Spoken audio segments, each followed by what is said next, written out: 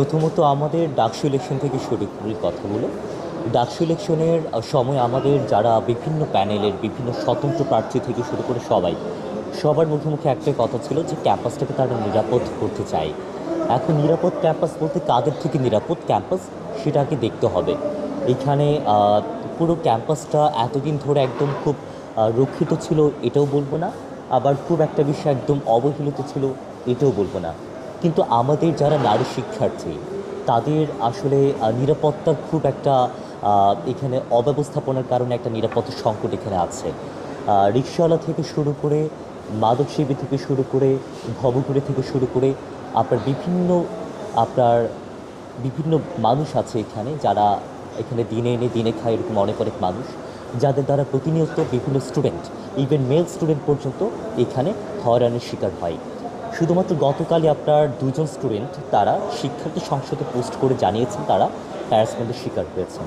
এর আগে ডাকসুতে একজন স্টুডেন্ট উনি এসেছেন, রোকেয়া হলের শিক্ষার্থী, নারী শিক্ষার্থী, তিনি একজন রিকশাওয়ালা দ্বারা হ্যারাসমেন্টের শিকার হয়েছেন। এবং আমি তাকে নিয়ে আইসিটি সেলে যাই এবং সিসি ক্যামেরা চেক করে আমরা পুরো প্রায় 1 ঘন্টার কাছাকাছি বোধ হয় আমরা ক্যাম্পাসের মধ্যে রিক্সা নিয়ে আমরা সেই নারী শিক্ষার্থীর সাথে ঘুরে আমরা খুঁজেছি যে সেই রিক্সাটাকে আমরা পাই কিনা। অর্থাৎ এই যে হ্যারাসমেন্ট থেকে শুরু করে এই সকল বিষয়গুলোতে আমি একদম জিরো টলারেন্স শুরুর দিক থেকেই। প্রথম কথা হচ্ছে এটা।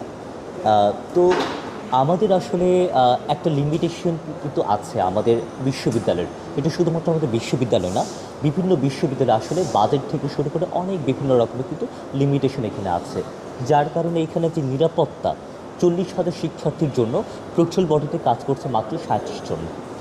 এখন সেই 37 জনের কথা, এখন ইকোসিস্টেমের কথা যদি বলি তাহলে সেই ক্ষেত্রে আমি শুধুমাত্র শিক্ষার্থীদের কথা যদি ভাবি তাহলে শুধুমাত্র চলবে এমন না।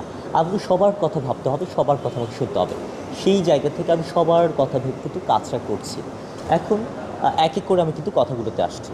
তো এখন এই যে 37 জন কাজ করছে, প্রতি এন্ট্রি যে গেটগুলো থাকে সেই এন্ট্রি গেটগুলোতে কাজ করছে। রাতে আপনারা দেখবেন যে একজন করে গার্ড থাকেন। এখন সেই একজন গার্ডকে কোনো একজন ধরেন যে অ্যাটাক করে চলে গেল, তাহলে সেই দায়ভার কে নেবে? এরকম অনেক অনেক বিষয় এখানে আছে, অনেক কিছু আমাদের লিমিটেশন কিন্তু আছে।